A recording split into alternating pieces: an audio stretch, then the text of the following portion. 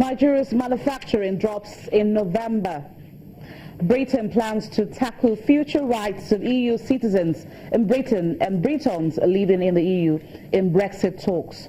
Plus, bilateral ties between Nigeria and Morocco currently at $100 million. Hello and welcome to Business Incorporated. Many thanks for joining us. I am Bolaji Akinwale. Let's get started. Nigeria's manufacturing measured by a Purchasing Managers Index report released today by investment and securities trading firm FBN Quest shows the reading at a negative 48.8 in November against a positive 52.9 in October. The independent survey shows Nigeria has reported 5 negative manufacturing index readings since 2016 started.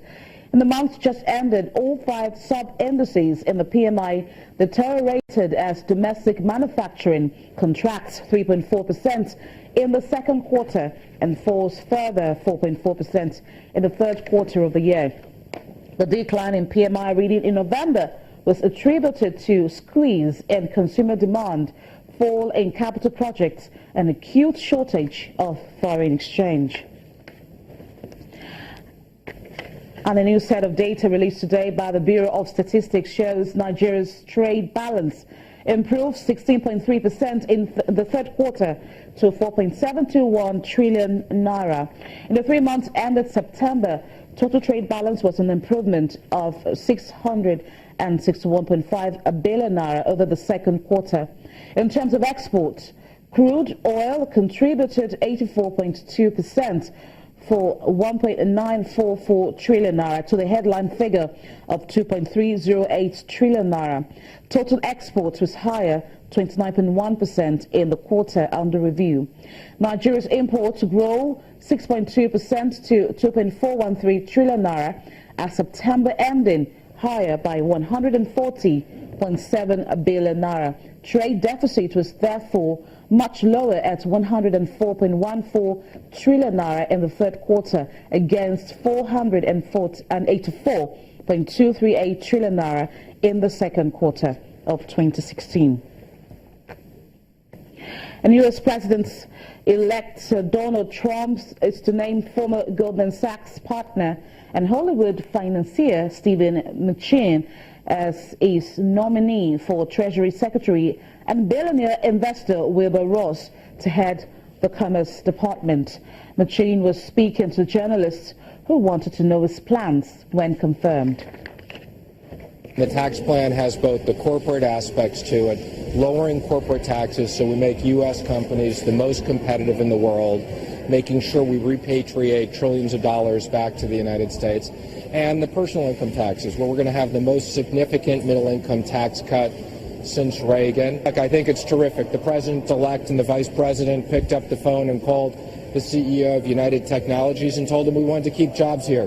Can't remember the last time a president did that. And, this is it's going to be a terrific opportunity. And in Britain, the country hopes to tackle the issue of the future rights of European Union citizens living in the country and its citizens living in the European Union earlier on in the talks on Brexit. Now, this was revealed by Prime Minister Theresa May during a conversation in Parliament. Hope that this is an issue that we can look at an early stage of the negotiations. Of course, there will be 2 years of the negotiations. I think it is right that we want to give reassurance to British citizens living in the EU and to EU citizens living here in the UK. Okay, let's go to the markets in Europe, where the numbers were slightly lower on Thursday as investors focused on political developments in Italy and key data released after oil-producing cartel OPEC agreed to cut production. Janelle Dumalong is DWTV financial correspondent. She's joining us from the Frankfurt Stock Exchange. Janelle, it's great to have you on the program today. Now, the initial rally of crude price of the OPEC's 1.2 million barrels output cut agreement seems to be evaporating this morning. Is the honeymoon over so quickly, and why? You're definitely right about that. After all the initial euphoria and surprise, we are seeing the honeymoon period end rather quickly. And as is the nature of these things, it's because reality is starting to set in. Investors and traders are basically looking now after this agreement at OPEC to see whether it can put its money where its mouth is and get its members to actually comply with agreed upon production cuts.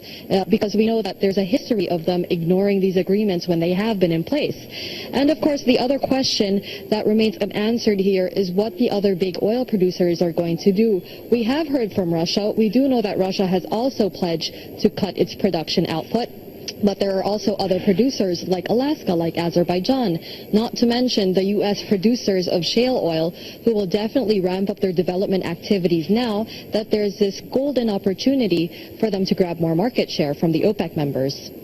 So how much of the uncertainty surrounding Italy's key political referendum due this weekend is feeding into the Eurozone financial markets, in particular the banking sector and the listed shares?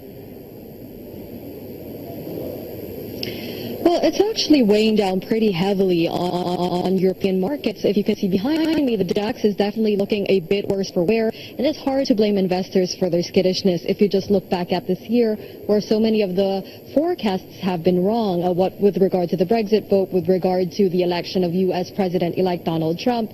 So investors are simply not wanting to make any kinds of mistakes right now, and thus we're seeing some pretty weak trading.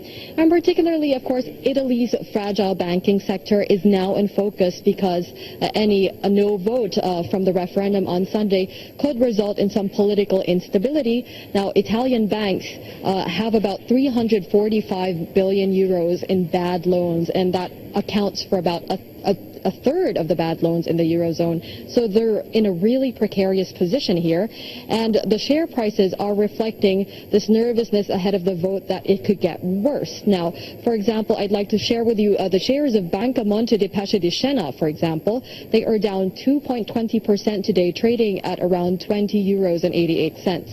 So it's having a major impact, definitely. Not too good news coming from the global markets, where it has suffered a $1.7 trillion meltdown in November, according to a Bloomberg report early today, while bond yields are rising across the U.S. and the European markets. What are the risk sentiment and outlook for the European bond market in the new month of December?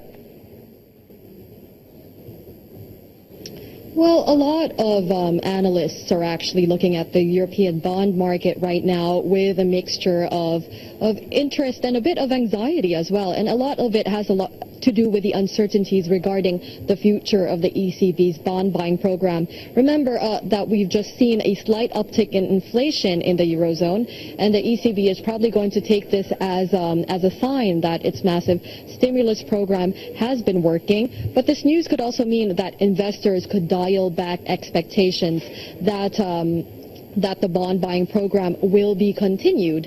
And that spells bad news for the bond markets because, of course, it's this program that has been propping up this bond market. And we know that inflation does weigh in on the returns.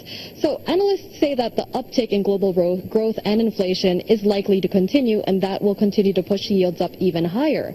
At the same time, extension of this bond buying program is still the assumed base case for most of the investors. And at this point, it's up to the ECB to inform the markets finally what its plans are with regard to this program. Will it be extended beyond March 2017? If it is extended, will the modalities change? And finally, how are they going to bring this program to an end? So you can imagine that next week, when they have their next policy meeting on December 8th, that will be a closely watched appointment from all around. Thank you so much for your insight, Daniel Dumoulin, a DWTV financial correspondent